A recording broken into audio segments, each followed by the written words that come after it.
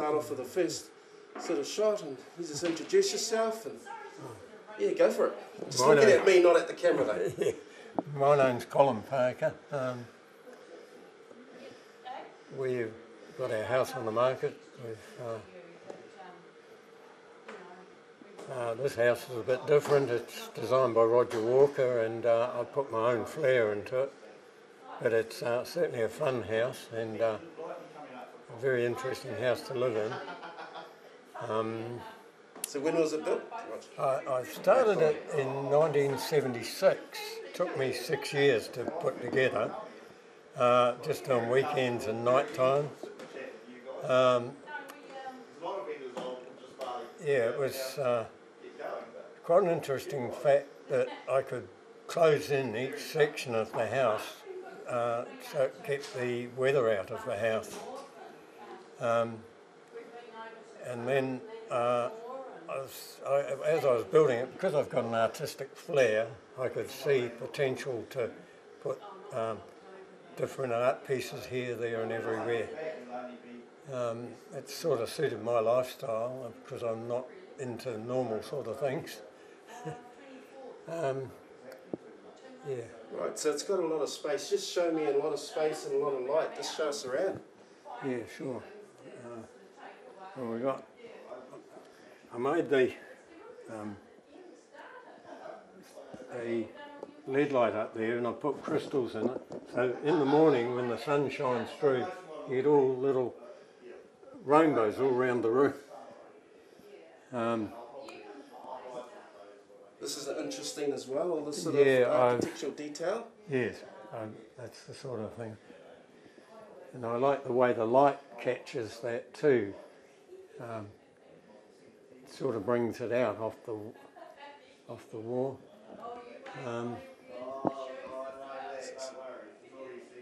It's really amazing, and you get the good northern light obviously because you're facing north. Yeah, facing directly north. Yeah, sometimes in the summer it's nice, the potential is great. One day over Christmas it got to 40.1 degrees on our thermometer in the shade, just for about a quarter of an hour. Nice. Yeah. So, and all these built-in details and architectural... Yeah. So I see you have these beautiful pieces of art, Colin. Yeah, I've done the painting myself, but the boat, it took me 2 years to put that together.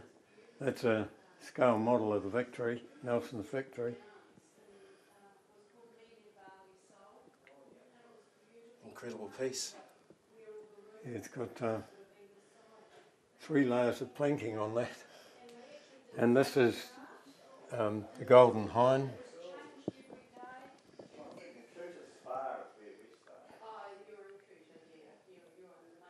So these were ships that you've... Yes, yeah. From history and... Yes, yeah, all historic. Well, that's a lot of... That's... a lot of work. Yes. Yeah, if you'd like to come with me, Dave. Most of the masks come from Venice, except the Buddha. Got that in Thailand.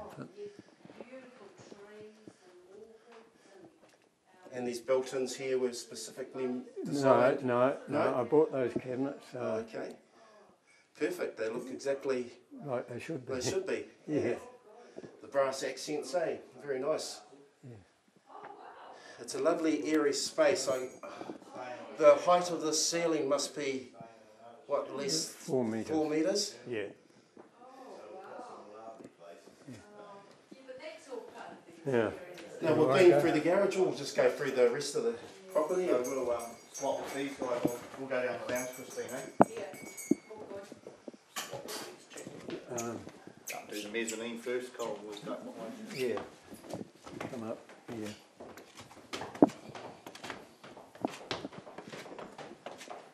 This is a mezzanine conservatory. Lovely to sit up here in the sun and read or whatever. We spent a lot of time in here. I had to put shade cloth up because it used to get too hot.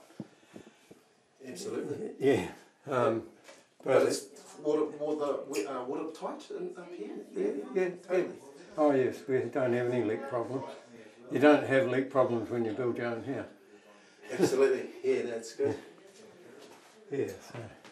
That's very good. But it's, yeah, no, I spent a lot of time up here.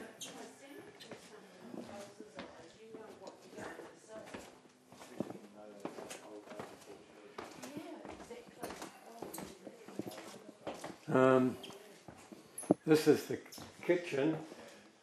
The kitchen I designed myself. On the original plan it was just a square kitchen, and I didn't think that was appropriate because of my sort of artistic flair. I wanted to create something that was curved and lent itself to the style of the house, and so I designed the kitchen with all the curved cupboard doors, and it seems to work quite well. So how did you manage to curve all this timber? Well, what I made is a framework first, a carcass first, and then I used thin plywood and bent that around. Wow. And then I glued another sheet of plywood on top of that. And then I cut the cupboard doors into the sheets. Wow. This is a very unique. It's a wow kitchen. It's held its character. It's held its functionality really well, hasn't it? Yes, yes. And the thing too, you can with the cupboard, with the shelves up there, you can, because the light goes both ways, you can put pieces of coloured glass over and change the colour. Right. Yeah, it's very, very unique, very nice. So you can turn that out and just... Ah, there you go. Yeah. So you can just have all the benches lit rather than central lighting. Right. And of course a nice, good gas cooker always helps, eh? Yeah, yeah. Yeah, I like cooking on the gas. But these cupboards are magnificent, how you've managed to do those. That's a feat of engineering. And carpentry is just immaculate, so I think. Yeah, and then we've got down here right, straight off there you got a room, yeah. Yeah. Heaps of light coming in. And toilet there. Yeah. Always handy to have a bathroom by the living area, isn't it? Yeah, right. When you're cooking and things like that, you always want to go. So, yeah. You know. Yeah, so same again. You got mood lighting, you know. And all outside too, you can dim the lights and light all the background outside. Oh, is that right? So you got lights outside as well? Yeah, so at night time you can sit when you're dining and have all the background lit. Wow. So, you know. It's a fantastic view. Yeah, yeah. Made a little computer station there. Right. It's incredible. This is a yep. typical Roger Walker staircase. Right.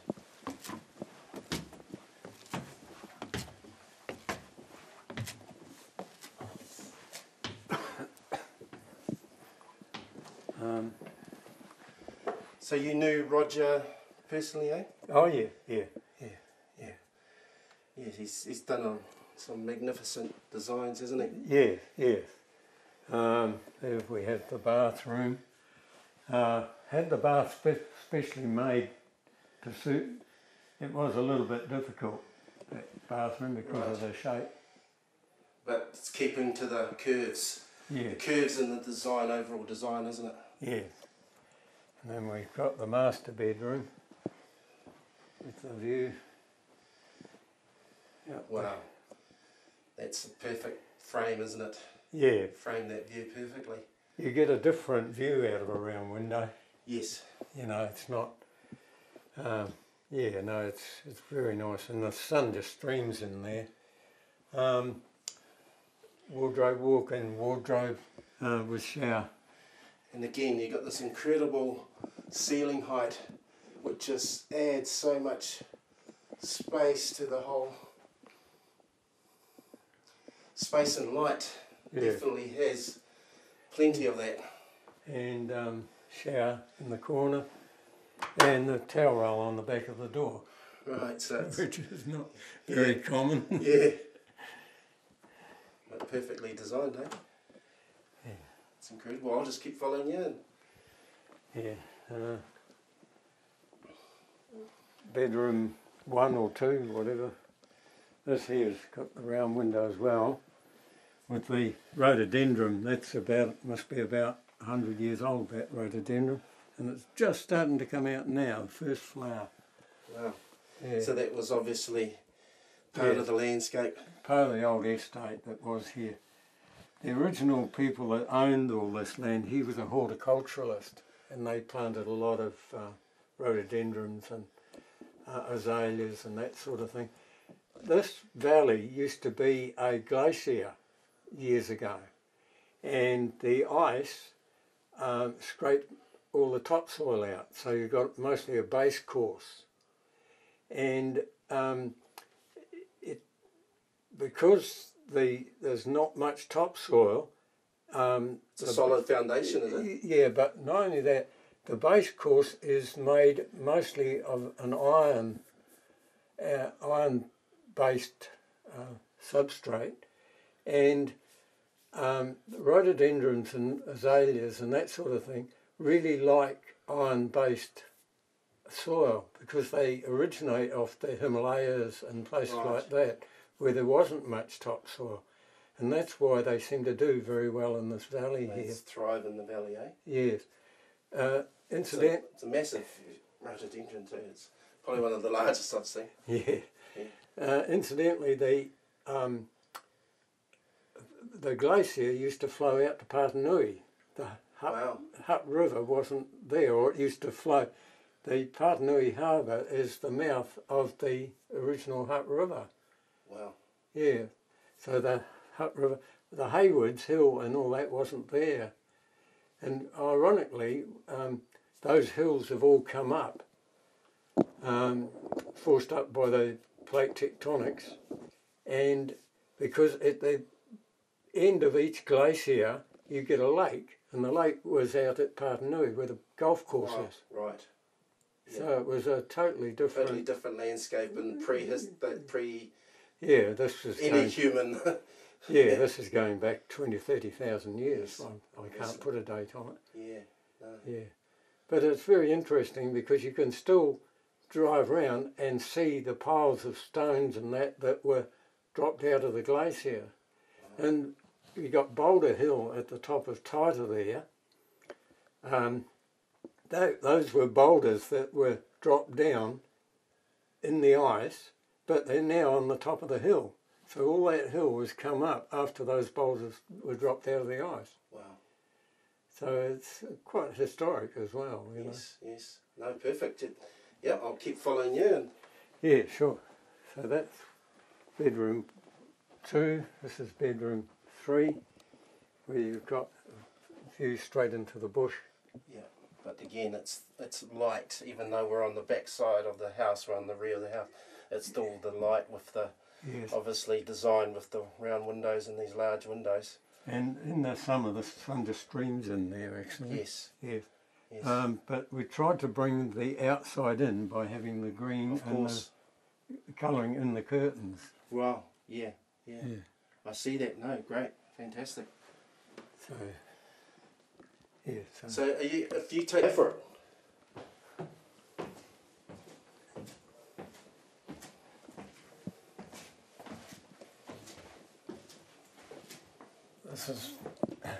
This is the top level.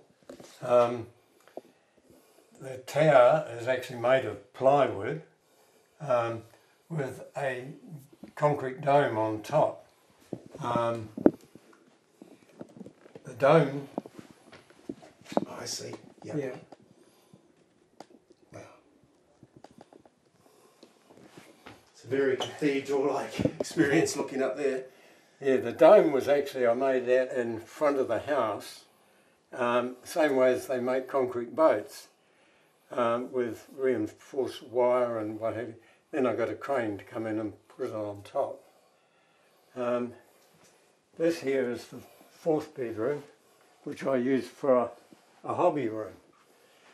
And because I like me sailing ships and all that sort of historic stuff.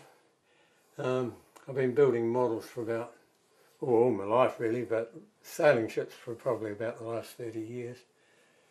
Some of them are from kits, some of them are scratch built. I just, whatever. I don't know if you noticed the walker over there. Oh, I did actually, yeah. It's beautiful. That's scaled from the one at Tupapa. Right. I'll just move that out. Oh, that's great. That's all to scale. And you've made every piece of that, eh? Yeah, yeah. It's incredible. Yeah, it's all carved down the side and everything. Wow. And these big sailing ships, eh? Yeah. That's that there is a Mediterranean galley. They have 180 rowers in there. It's incredible. It would fly, wouldn't it? That'd be a... Well, they were of their time. They were the fastest boats around. Incredible. Yeah. So. Oh, I know you've done some fabulous work here, Colin. Look at this. Just incredible.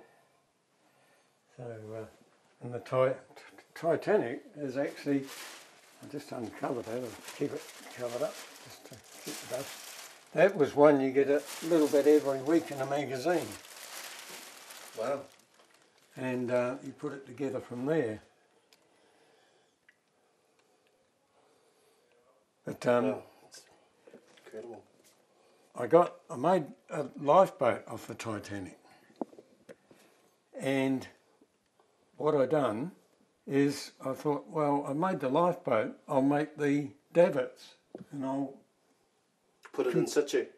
Yeah. I'll computerise it. Oh, computerise it, right. Yeah, and I'll show you it. Okay. But I've probably got to push the reset button. I'll just see. Lifeboat number 3. Oh no, she's raise away. forward, raise aft.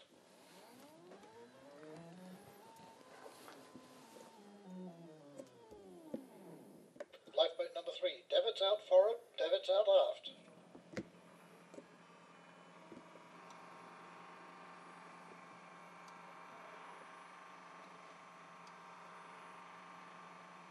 This model depicts a standard Harland and Wolff wooden lifeboat and hand-cranked Welland quadrant davits, as on the upper deck of the liner Titanic. Wow, that's incredible.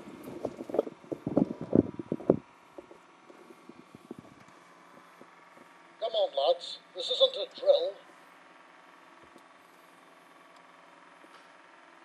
The Titanic's keel was laid on 31st of March 1909 at Harland and Wolff's shipyard, Belfast, Ireland, and the construction to completion took 3 years. She was considered to have been so well constructed, it was believed she could sustain any amount of damage and still remain afloat. Wow, Colin, that's fantastic. Piece of work there, you know. Yeah, it took me quite a while to get that right. Yeah. No, that's. Yeah. These are all very above museum quality, aren't they? You probably wouldn't find any like this in a. The Titanic was to be the most In the plane there. Look at Yeah, that. that's Sopwith Camel. That's what they call a museum model. It shows you all the frame and everything, just exactly as it was. Interesting thing with this Sopwith Camel is the whole engine spun around. So the crankshaft was fixed and the engine spun around the crankshaft. Wow, incredible. Yeah, so but they made 5,200 of those. So it was, you know. And this is where all the magic happens, eh? At the control desk. Yeah, oh well, I play around. I'm sort of into space and flying saucers and that sort of thing. Oh, nice. I was wondering if that was a... Yeah. But that's another story altogether. That's another story, eh? Oh, very good. Yeah. Okay. Now we'll just...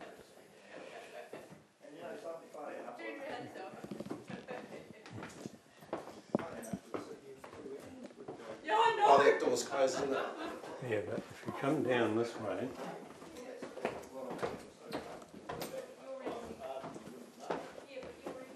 I should have turned the light on. Hang on. Uh-huh. I'm into a bit of art as well. Right. Paintings and Wow, incredible. that sort of stuff.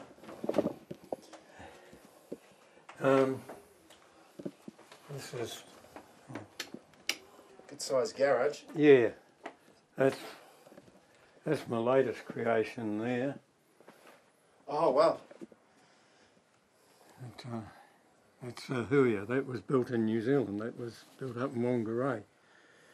That there's another story. That's an ancient flying machine, 2,000 years old. And that's a thin end of a very big wedge. Right. Incredible. In Mexico, there's that depiction in a pyramid. Oh, I see. Yeah. And they said it was a guy dying. And I, being an engineer, I looked at that and thought, no, that's an engineering drawing. So I looked at it for a while and studied it, and then I thought, well, I can make a model of that, and there it is. Wow, incredible. And that's Oh, 2,000 that's years incredible. old. And that's going to change the world. Advanced ancient technologies, they call them, eh? Yeah. Yep. But it's technology that we haven't got yet. Right. But it's on the edge of, we're on the edge of it. Because I believe that was left here as a time capsule for when we could technically understand it, so we could move on to the next phase. Absolutely, that makes sense, doesn't it? Yes. Incredible. What I'm going to do is just going to change my... Carry on showing me around, Colin. Yeah, Go for sure. it. Yep. Right. This is just starting to come out. It's really nice, that. Matches the colour of the windows, isn't it? Yeah, yeah. The barbecue area for the flat. Right, now I'm going to go for it, Colin. Yeah, this is the flat. This is the kitchen of the flat. Just quite sort of compact, but it seems to work quite well. Just everything Plenty of light, isn't it? Yeah, everything here you need. Can I show you the washing machine? Yes, yes. I'll come out of the way because I know it's a double door, isn't it? Yeah.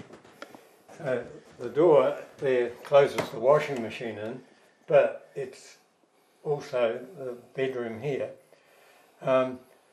It seems to be that the law says you have to have 2 doors between a toilet and a bathroom. Toilet and a kitchen, rather. Yeah. So I got a door on the bathroom, and I thought, well, how am I going to get another door in? So I made this door 2-way. So it works. So you've got the washing machine in the cupboard, and that acts as a door when you're in your bedroom. So That's Great. It'll be come through.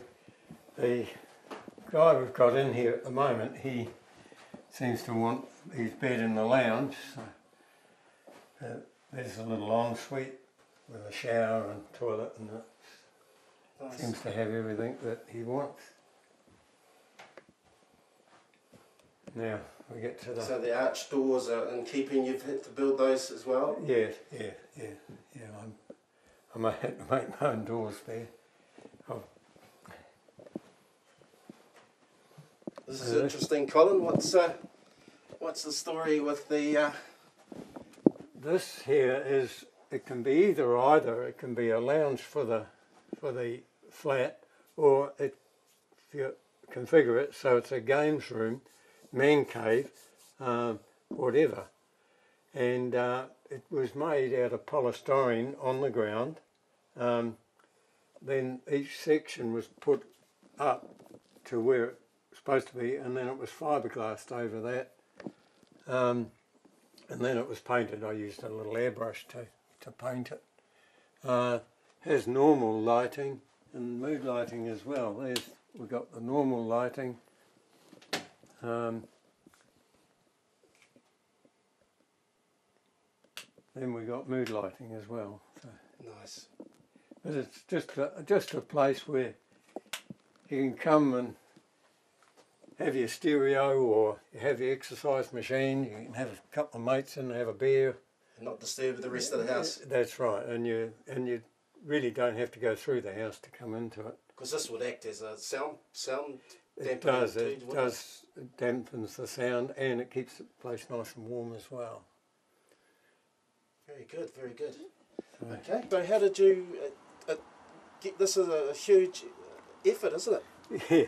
Well, it started off. I had a marriage breakup, and I thought, well, the kids, it's not their fault. My two daughters, and so I passed on the house to my wife at the time, because I thought, well, it wouldn't upset the kids' lives too much if they had stability, you know.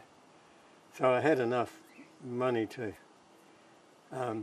put a deposit on a piece of land, so I came up here and found this section, and then I managed to pay that off. So then I thought, well, right, the only way I'm going to get a house is roll up my sleeves and build it.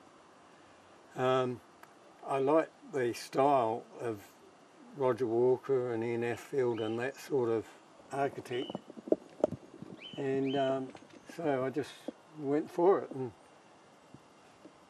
as I say, over six years, I don't have to dig all my own foundations and everything. I've actually done everything. I've done all the plastering, done all my own concrete blocks. I've actually, you know, and I found it wasn't too difficult. Most of it was just straight common sense. There was trying times when it was raining, but and you were trying to get something done. But there again, it was just trying, you know, just knuckling in and rolling your sleeves up and getting into it. Nice.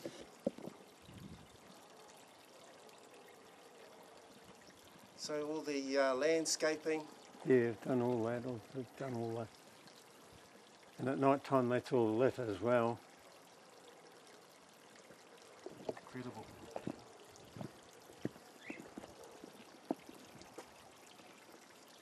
This is an iconic home, isn't it? It is really. Would you like to go round through the bush, Dave? Yeah, if you don't mind. The Walker design. Yes. But it's designed for a handicapped kiddie. Incredible. Yeah, go for it. Yeah, this is the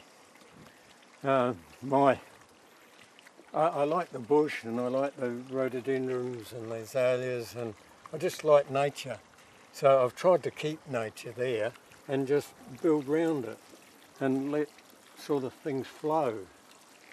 I just built the ponds to sort of suit the landscape, Um, And when it is a sunny day, this would be a sun trap as well, eh? yes, but at night time it's all lit, and I've got light changing LEDs so that it keeps changing the colours in the water all the time.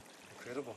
And up here I made all the pots and everything as well. Wow. I found a way of spinning concrete and was able to make the pots and the aviary. So if you come up this way, Dave.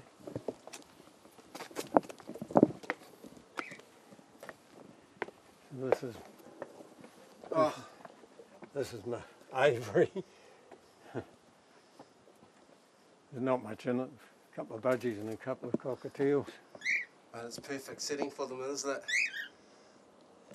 My sister Karen would love this. I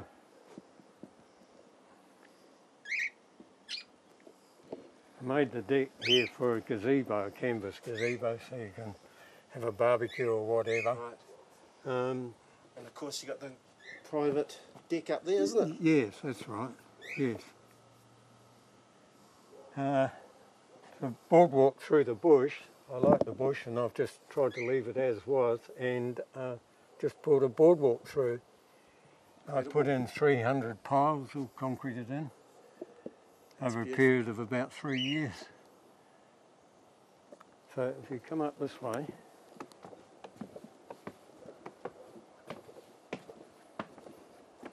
and being a bit different, I made the steps around, see? Yes. Keeping with the style and character. Yeah. Wow. So it's all, I got that all lit at night too. Nice.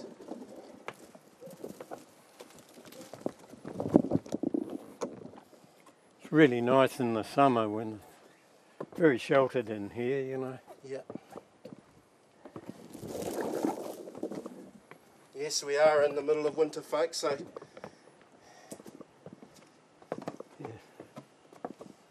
And I've got a few tubular begonias and that sort of stuff, but unfortunately it's winter and they've all died down now. wow, you've done so much work. That's huge. It's an incredible amount of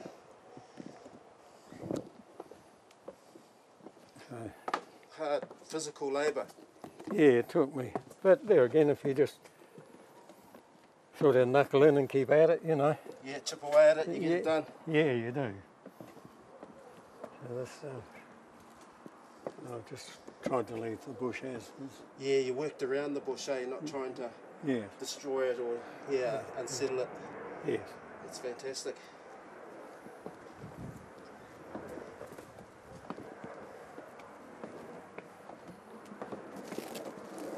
Well, we're back at the back door. Incredible.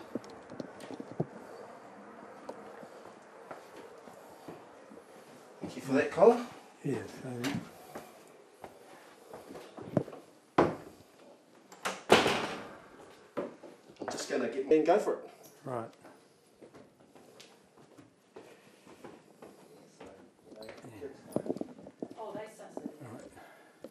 Just going to cut there.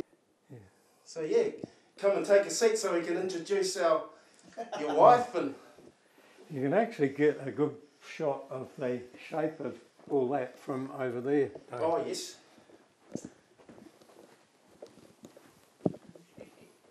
You can sort of see the flow of the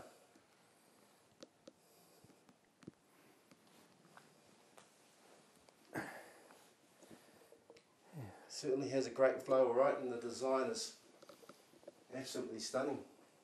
It is.